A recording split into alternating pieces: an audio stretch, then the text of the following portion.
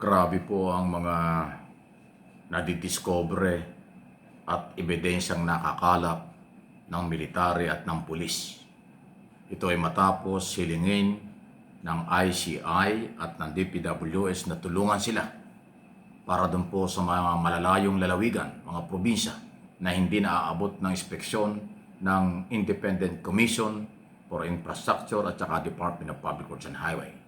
At dahil dyan, track nga pong ebidensya, dokumento na nagpapatunay sa mga ghost project at substandard project. Meron pong kakayanan, kapabilidad ang ating militar at polis na yan ay gawin dahil inutusan sila. Pangalawa, alam nila ang halos mga barangay, bayan, region na merong mga ginawang project, nila ang pondo, pero walang nangyari.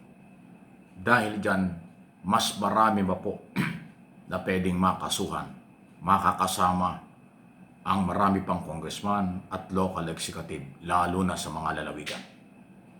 Okay? Ang sinasabi po ng ICI ngayon under Chairman Justice Andy Reyes Jr., malaking tulong ang volume ng mga dokumentong isinusumiti ng PNP at ng militar sa kanilang nakakalap na mga impormasyon sa pakikipag-ugnayan sa mga regional, provincial at mga engineer ng DPWS. Ganito kung kasimple at kaya madali nilang na-discover. Yung regional director, provincial director, yun ang magsasabi. Ito yung kanilang mga nasasakupan. Ito yung merong mga pinaglaanan ng pondo. So ngayon, pupunta ron ang pulis at militar. Doon nila makikita. Hope, nasa ng project? Bakit ganito? Bakit walang project dito? Bakit hindi tapos ang project dito? Bakit tapos itong project? Bakit ganito? So, yun po yun. Hindi naman ho pwedeng hindi makipag-ugnayan ng provincial at regional director, mga engineer ng DPWS. Kasi yan ay policy ni Secretary Dizon na lahat ay makipag-ugnayan sa investigasyon. Ang hindi makikipag-ugnayan na DPWS engineer at opisyal, masisibak, tatanggalin, pananagutin, pagdudahang merong kinalaman sa iligal. Kaya po wala silang maitago. Kayo naman po, mamamayang Pilipino, tayo, tuloy-tuloy din po ang inyong pagpapadala ng sumbong sa Pangulo. Yung sumbong sa Pangulo, tuloy-tuloy pa rin po yun. Tumatanggap ng mga sumbong, video, picture, at kung anong inyong sumbong sa inyong mga lalawigan, kung merong kaduda-dudang proyektong hindi tinapos, hindi nasimulan, pero sinimulan, tinapos, pero bagsak ang quality. Dahil kinatay, pinarti-parti ang pera. Yan po yun. Okay? So sa ngayon, sa akin pong opinion at analysis sa isyong ito, itong tulong ng militar at polis, DPWS, at yung whole of government approach, positibo sa resulta nito. Kaya marami talagang kakasuhan at makukulong. Iyan naman ang sinabi ng Pangulo. Ano po ang inyong masasabi dyan? Sa mabuhay ang PNP, mabuhay ang military, mabuhay ang lahat ng tumutulong. At ang pinakahulihong na i-deliver dun sa ICI kahapon ba yun? Yung truck na mga ebidensya mula sa Region 1. Wow, Norte. Mula sa Region 1 po, yung isa sa mga i-deliver na mga ebidensya. May problema kayo mga taga Region 1. Samantala, naku, ito na. Mayor Jaime Capil ng Porac, Pampanga, hindi matagpuan. Wow, meron po kasing warrant of arrest galing sa Regional Trial Court ng Pasig. Ito po ay kaugnay pa rin sa Lucky South Lucky 99. Ayan. Pasandali. Itong South Lucky 99, Lucky South 99 na tinatawag, ito yung pinatakbo ni, di ba, Krasandaong, at nabanggit kasama rin dyan si Harry Roque. Kasi sa Porac, Pampanga. Oo nga. So kasama dyan. Itong mayor ninyo na si Mayor Jaime Capil na merong kaso, may warrant of arrest. Isinerve daw ho sa bahay yung warrant of arrest, nawawala si Mayor. Ayan yung sinasabi natin. Hindi lang flood control scam ang tinututukan at kinakasuhan at may warrant of arrest, pati Pogo.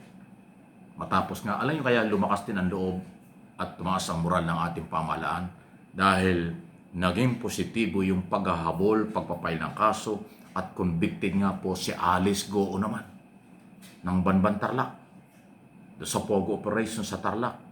Convicted, hinatulang mabilanggo ng habang buhay si Alice Goo at kanyang kasamahan. 7 na kanyang kasamahan. Yung iba at large pa. Dito naman sa Pampanga, Porok Pampanga, ito yung Lucky South 99 nga po na sinasangkot dyan si Mayor Kapil, Kasandaong at Harry Roque. Lahat sila hinahanap ng batas. Lahat sila ngayon ay may warrant of arrest. Pag hindi sumurrender, may tuturing silang pugante. At hinahanap sila ng NBI, PNP, at saka ho ng BAO, Presidential Anti-Organized Crime Commission. Kasi yung Presidential Anti-Crime Commission, merong authority yan to arrest. Kasi yan po ay pinagsamang law enforcement agency. So kayo mga taga-Porok Pampanga, ayan na, hinahanap na po yung mayor nyo dahil sa di umano'y may kinalaman dyan sa Pogo Operation sa Porok Pampanga noong nakaraang administrasyon. Ayan. Mag-surrender na lang. Speaking of surrender, yan ang panawagan ni Pangulong Marcos eh. Mag-surrender na lang kayo.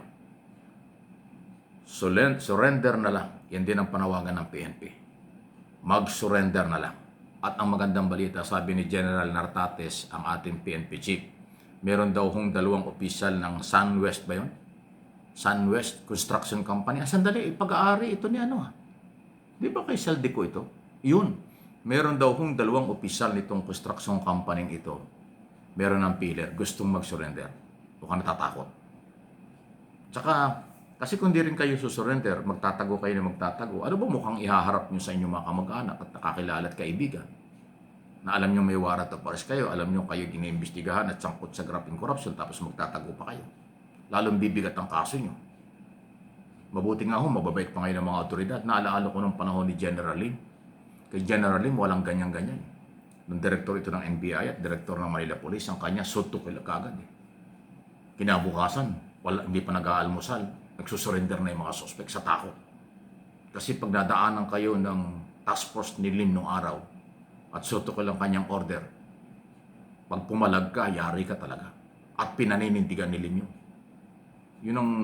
Yun ang law enforcement agency, yun ang director ng NBI at director ng Manila Police na hindi ko makalimutan. Kasi noong mga panahon yun, active po akong reporter. Talagang marami kaming istorya at marami siyang ginagawa at may tapang. Pag nagpe-press conference nga kami noon eh, sa harap niya, pag may sinabi siya, nanginginig yung mga tao eh. Nanginginig yung mga NBI agent at police pag sinabi noon. Sinasabon niya sa harap ng media yung mga agent niya at mga tao niya. Di ba sinabi ko sa inyo, anong ginagawa mo? Ginagawa mo, mataas ang boses. Yun ang General Lim, Director ng NBI at Police, Manila Police Department. Talagang pag sinabi niyong hulihin nun, pag sinabi sa yung hulihin mo, dapat sa loob ng 24 na oras or 36 hours may mangyari, pag hindi mananagot ka sa kanya. Kay Lim nung araw, nagkukwento ko lang, hindi sa kanya pwede yung takutan. Hindi pwedeng, military po eh, o sundalo po eh, o police po eh, ma-impluensya po. Nako, huwag na huwag mong sasabihin kay Lim yan. Pag ahente ka niya, tao ka niya, at sinabi mo na para bang tatakot ka dahil ma-influensya ang tao, lalong ibibigay ka at lalong i-assign ka sa ma-influensya ang tao, susubukan ang galing mo. As agent, as police, kung ano mang hawak mo. Ganon si Lim nung araw. Yun ang kailangan natin, kaso wala na eh. Kung si Lim lang nabubuhay pa at director ng NBI, nako, kahit nga senador, hinuhuli no. Di ba si Enrile, hinuli niya sa harap ng Senado, sa loob ng Senado, walang nakapalag. Si Don Pepe nung araw yun, hinuli sa Cubao. Pagdating ng Maynila, nagkaroon ng shootout, patay. Mahilig siyang magsabi ng shoot to kill, headline ka agad sa dyaryo. Pagka yung isang ayaw magpa-aresto, pasiga-siga, pag nag-order noon, kinabukasan, bago mag-almusal, darating na yung akusado, sumusuko, bagang buntot sa takot. Yun ang kailangan natin, kaya lang, wala ngayon eh. Naikwento ko lang kasi yun po yung kakaiba nun, pero pinaninindigan. May tapang at talino yung mama eh. Sana all,